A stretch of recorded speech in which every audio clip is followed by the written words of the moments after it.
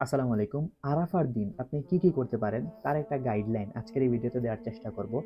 আপনার যদি ভালো লাগে আপনি সেটা ফলো করতে পারেন। ফার্স্টে আমাকে বোঝা লাগবে আরাফার দিন হচ্ছে বছরের সবচাইতে শ্রেষ্ঠ দিন এবং দোয়ার জন্য সবচাইতে বেস্ট দিন, যেটা আল্লাহ রাসূল সাল্লাল্লাহু আলাইহি ওয়াসাল্লাম বলেন।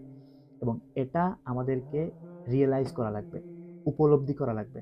যখন আমরা এটার ডেটার ইম্পর্টেন্স বুঝতে পারবো তখনই এই দিনে আমরা সবচেয়ে বেশি ইবাদত করতে পারবো। এরপরের কাজ হচ্ছে এই দিনে একটা জিনিসকে আমাদের কুরবানি দেওয়া লাগবে, স্যাক্রিফাইস করা লাগবে। সেটা হচ্ছে আমাদের ফোন ব্যবহার করা, অযথা রিল দেখা, অযথা ফোন স্ক্রল করা। এইভাবে যদি আমরা এই দিনের টাইমটাকে ওয়েস্ট করি, তাহলে আমাদের এই দিনটাকে সবচেয়ে প্রপার ওয়েতে ইউটিলাইজ করা হবে না। তো এই দিন আপনি যে জিনিসটা কুরবানি দিবেন সেটা হচ্ছে আপনার ফোন। ফোন ইউজ করা যাবে না।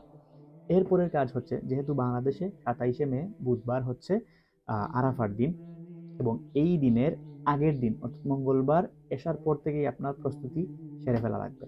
এশার পরেই আপনি চেষ্টা করবেন খাওয়া দাওয়া শেষ করে ঘুমানোর, এবং সেই দিন রাতে তাহাজ্জুদ পড়ার সর্বোচ্চ চেষ্টা করবেন, যেন আমরা 2টা 30-এর দিকে ঘুম থেকে উঠতে পারি এবং তাহাজ্জুদ পড়তে পারি। এবং তাহাজ্জুদ পড়ার পরে সেহরি খাবো আমরা 3টার দিকে। এবং যেহেতু বাংলাদেশের অনেক জায়গায় টাইমের ডিফারেন্স আছে, 3টা 40, 3টা 48 এই টাইমের মধ্যে সেহরিটা হয়। তো আমরা চেষ্টা করব 3টা বাজার পরেই আমরা যেন সেহরি খাওয়া শুরু করতে পারি, এবং সেহরি 10-20 মিনিটের মধ্যে খাওয়া শেষ করতে। শেষ করার পরে আমাদের হাতে যে অল্প সময় বাকি থাকবে, 5 মিনিট 10 মিনিট, এই সময়টাতে আমরা চাইলে আবার তাহাজ্জুদের নামাজ পড়তে পারি, এবং বিশেষ করে এই টাইমটাতে আমরা দোয়া করতে পারি। এরপরে ফজরের ওয়াক্ত ঢুকলে আমরা ফজরের সুন্নত 2 রাকাত নামাজ ঘরে পড়ার চেষ্টা করব, এবং এরপরে আমরা মসজিদে যাওয়ার চেষ্টা করব। যদি মসজিদে আজান না হয় তখন আমরা চেষ্টা করব ঘরে বসে জিকির আজকার কিংবা কুরআন তিলাওয়াত করতে। মসজিদে আজান হলে মসজিদে গিয়ে নামাজ পড়ব, এবং নামাজ পড়ার পরে আমরা চেষ্টা করব মসজিদ থেকে বের না হতে, জিকির আজকার করতে, কুরআন তিলাওয়াত করতে, এবং চেষ্টা করব যে সকালের যে জিকির আজকার যেগুলো আছে এগুলো করতে। এবং যখন সূর্য ওঠার হয়ে যাবে, সূর্য ওঠার পরে যে নিষিদ্ধ সময় চলে গেলে আমরা তখন ইশরাকের 2 রাকাত নামাজ হইতে পারে, 4 রাকাত নামাজ হইতে পারে, এটা আমরা পড়বো। এটা পড়লে আপনি একটা কমপ্লিট হজ উমরার সওয়াব পাবেন। তো এটা আমরা করব। আর যারা মহিলারা আছে আমরা বাড়িতে সেম কাজ করব, সেম ভাবে আমরাও সেই রেওয়ার্ডটা পাবো, সেই পুরস্কারটা আমরাও পাবো। একইভাবে করবো, শুধুমাত্র মসজিদে যাব না। এরপরের কাজ হচ্ছে আমরা এসে বাসায় এসে ঘুমাবো। ঘুমানোর পরে, ঘুম থেকে ওঠার পরে আমরা সালাতুদ দুহার নামাজ পড়ার চেষ্টা করব। 2 রাকাত হইতে পারে, 4 রাকাত হইতে পারে, এটা আমরা পড়ার চেষ্টা করব, এবং এটা 11টা 30-এর আগে আমরা পড়ে ফেলার চেষ্টা করব। এরপরে হচ্ছে আমরা জোহরের নামাজ পড়লাম। জোহরের নামাজ পড়ার পরে আমাদের হাতে অলমোস্ট 3 ঘন্টার বেশি সময় আমাদের হাতে থাকবে।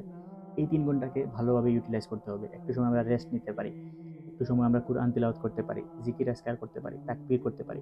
কোনোভাবেই যেন এই সময়টাতে আমরা ফোন না চালাই, এক্সট্রা রিল না দেখি, অযথা কাজে যেন এই সময়টাকে আমরা ব্যয় না করি। এই টাইমটাকে আমার কাজে লাগাতে হবে। এরপর হচ্ছে আসরের নামাজ জামাতের সাথে আদায় করলাম, এবং আসরের নামাজ পড়ার পরে মাগরিবের আগে এই টাইমটা আমি বরাদ্দ রাখবো শুধুমাত্র দোয়া করার জন্য। এই টাইমটাতে আমি সবচেয়ে বেশি দোয়া করবো, কারণ রাসূল সাল্লাল্লাহু আলাইহি ওয়াসাল্লাম বললেন যে বেস্ট দিন দোয়া করার হচ্ছে আরাফার দিন। এই টাইমটাতে আমরা দোয়া করবো, এবং বেস্ট দোয়া তিনি বলেন, তিনি এবং অন্যান্য নবীগণ যেই দোয়া করছেন সেটা হচ্ছে লা ইলাহা ইল্লাল্লাহ ওয়াহদাহু লা শারীকা লাহ লাহুল মুলকু ওয়া লাহুল হামদু ওয়া হুয়া আলা কুল্লি শাইইন কাদির। এই দোয়া আমরা বেশি থেকে বেশি করব, এবং আসরের পর এবং মাগরিবের আগে এই সময়টাতে আমরা জাস্ট বরাদ্দ রাখবো যে এই সময়টাতে আমি সবচাইতে বেশি দোয়া করব। আমার যা প্রয়োজন সবকিছু এই টাইমে আমি সবচাইতে বেশি আল্লাহর কাছে চাইবো। এরপরে আমরা ইফতার করব। ইফতারের আগে অবশ্যই আবার দোয়া করব, এবং ইফতারের পরে মাগরিবের নামাজ জামাতের সাথে গিয়ে পড়ার চেষ্টা করব। এই হচ্ছে আমাদের একটা কমপ্লিট গাইডলাইন, যেটা আমরা আরাফার দিনে করতে পারি।